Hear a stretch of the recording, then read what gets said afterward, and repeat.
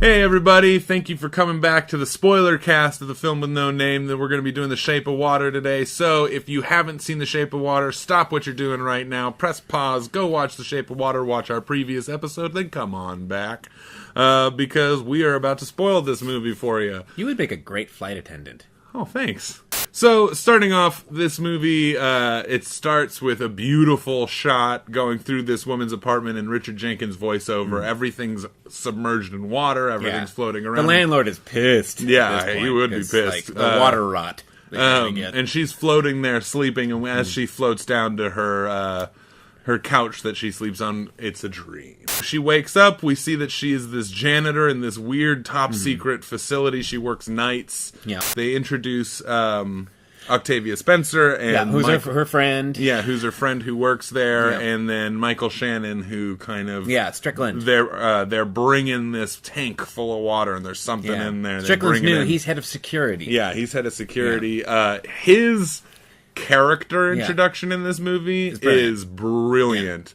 When he washes his hands before he pees, and then says that anyone who washes their hands before and after they pee shows a weakness in character. Yeah, it's really, really good. And then he also doesn't, and this is something they kind of set up because, you know, Octavia's like talking about, they get pee all over the place, and they can get it on the ceiling. Like, how do they do that? And then he comes in, introduces himself, and he's actually like not a bad guy. He's just a creep. But he sets up perfectly like how he just is who he is. And yeah, he's a creep, and he also like is definitely touched by the dark side. But I like how he like goes right up to the urinal and like just pees hands free. And then he's got these candies that he eats, which I thought was a great little thing for him to have, these candies. He's got this really nasty baton thing. It's the electric shocker. Then we introduce Richard Jenkins' character, who is Sally Hawkins, or Lisa, her character's next door neighbor. They live above this movie theater. He is fantastic. He does... it's set in the 1960s, so he is one of the last people who would do advertisements, but as drawings. This is right while they were transferring from drawings over to pictures. Society is changing. Yeah. I thought that was really, really cool. He is homosexual in this, and in the 1960s, that was a no-no. Yeah. It was, in some backward places, it's still a no-no. Yeah. I loved the scene that he had. He goes to this pie shop all the time because he's got a crush on the guy who works there. Yeah. I loved the way those two actors interacted with each other. Absolutely. There was a subtlety. There's a subtle flirtation going on with the other guy. Yeah, that's what it seems like. Well, that's the way it's played, and then later on in the movie, he actually ends up kind of hitting on this guy, and it backfires. Big time, yeah. Big time. It turns out that that Richard's, or his character,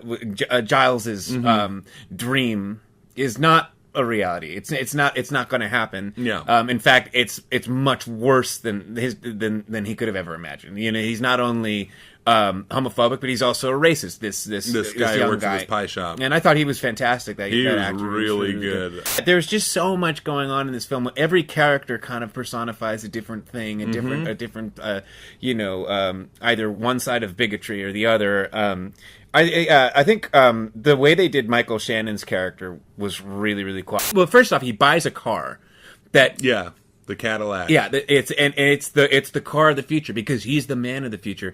But he picks a color he doesn't like. But he picks it because the guy who's selling the car says, "This is the car of the future, the color of the future. You are the man of the future, and you need to be in this car."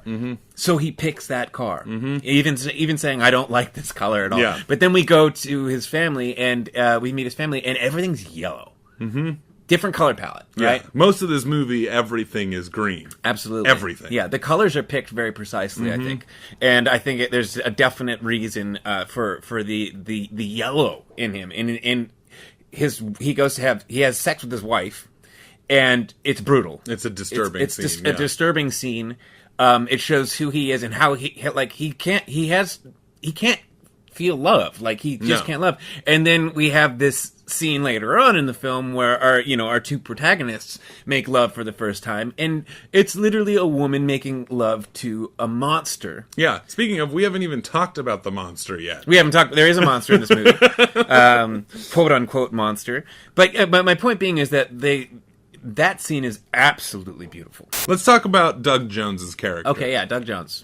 He's introduced. He's the thing in the tank that they bring. Right. He's what this whole top secret facility is looking after, and we find out that there are Russians involved in this. Oh, we absolutely. find out this is very top secret. It's Cold War era stuff, man. And I love that he mentions that Michael Shannon mentions that this creature was found in a river in South America, where if you're a film buff, that's where the creature from the Black Lagoon is found, in a river in South America, or in a lagoon in South America. Yeah, and there was it kind of flew by the first time I saw it, but the second time I picked up on it, they're saying that the people that lived by that river, the natives that lived there, revered it as a god, wasted a lot of bow and arrows trying to protect it, right? Which means they went in there and killed all these people to get to this critter. And the reason they want it is because it can breathe outside and inside of water. Yeah, right? It's this creature that no one's ever seen before. And they want to study this dual, but it's all for like the space race. Elisa, Sally Hawkins, she,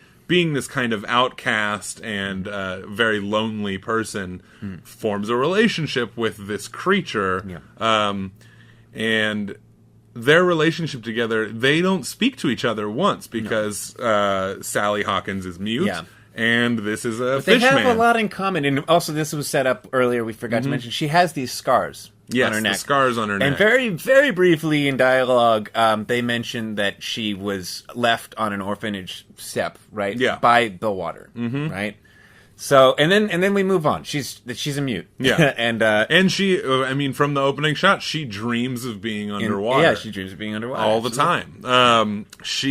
They form this relationship, and when she finds out that, not only the Russians want to get this creature, but they're going to, Michael Shannon and this facility are going to dissect the creature. They'd sooner kill it than let the Russians have it. And figure out, basically through dissection, how this creature operates. So she forms the plan.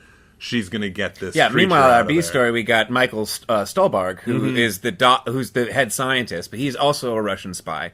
He's so good, and he has these very strange meetings with the Russians, and they essentially go to the same conclusion. If we can't get the monster out of it, Americans kill it and destroy it. They give it some awful, This is one thing I loved about this movie is it also played with. Certain stereotypes with, like during the time the Russians were the bad guys at that point in time. The Russian spy in this movie is one of the kindest characters. Absolutely, yeah. He cares about this creature almost just as much as Sally Hawkins' character does. Or, sorry, Elisa Esposito. So a lot of the characters in this, especially the ones that represent a stereotypical element of society, have a fall from grace. Strickland loses he loses his power. He wants to be, his dream is to be the American man of the future, and that falls apart. Giles, who is on the flip side of the bigotry current, we'll call it, his dream falls apart because he can't show, he wants to have a romantic relationship, and he can't. And he thinks for a second that maybe he's found somebody that's got a crush on him too, and when he doesn't play out well, and his dream is shattered. But when his dream is shattered, same with Michael Shannon or Richard Strickland's the character Richard Strickland's dream is shattered. That when those dreams are shattered, it propels them into motion. And for Giles, his motion is, okay, I'm going to help. Because I need to know what love is, and I see the love that you have for this creature. He's coming from this place of I love something so much, and I'm told that it's wrong. Who am I to tell this person that whatever they're in love with is wrong? Right. Right. And I thought that was really, really beautifully done. It was beautiful. And that's why he helps her. Yeah. They end up going on a crazy adventure to get this thing out of there. Yeah. But it's very, very well done. And she ends up keeping this creature in her bathtub. Right. And falling even more in love, and then they have sex. Yeah. Now, I was told about the fish sex before I saw this movie. I'm going to be honest, not enough fish sex in If this you had to movie. mark this film down, it would be for that reason. For that reason. Okay. There's not nearly enough fish sex. In fact, there's zero fish sex. They show her get naked and get into the tub with him, or the shower, but they hug each other and the door closes. She also makes like the sign language when she's talking to Octavia. When she's talking to Octavia Spencer about what his dingling does. It opens up and then something comes out. You know, this is a movie. We need to show, not tell.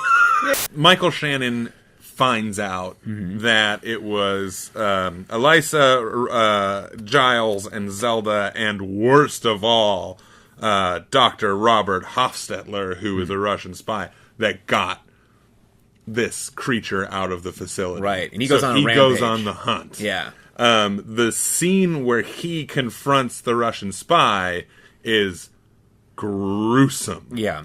That was one thing that I had a slight problem with this movie, is that apparently not only is the car that he bought the car of the future, I mean, it really is, because it's completely silent. He's able to drive up on people. Nobody hears it. He ends up murdering the Russian spy, and there's a thing they do. I don't know how they did this. Oh yeah, great practical gag. Where a Russian spy gets shot in the face, and the bullet goes through his cheek. So he's got this hole in his cheek, and when Michael Shannon comes up and hooks him with his finger, and pulls him away, and you see the finger go through the. I don't know how they did that. It was such a good effect. Cool. It also just shows how mean this character really is. Yeah. Like, you could easily grab him by the shirt. No, that's the thing. All the people call this a horror film, and in a sense, it is. It has that horror element. All of the horror elements are brought on by Michael Shannon's character. Not exactly true. Well, I mean, there's an incredibly gory moment. Oh yeah, I know what you're talking about. When our creature decides to go exploring the outside world and comes across one of Richard Jenkins' cats. Yeah, that was awesome. Not necessary in the movie, but I freaking loved it. Yeah. And of course, everything climaxes at the levee with the creature who ends up, if I'm not mistaken, kind of saving... No, he doesn't. He ends up getting shot, and so does...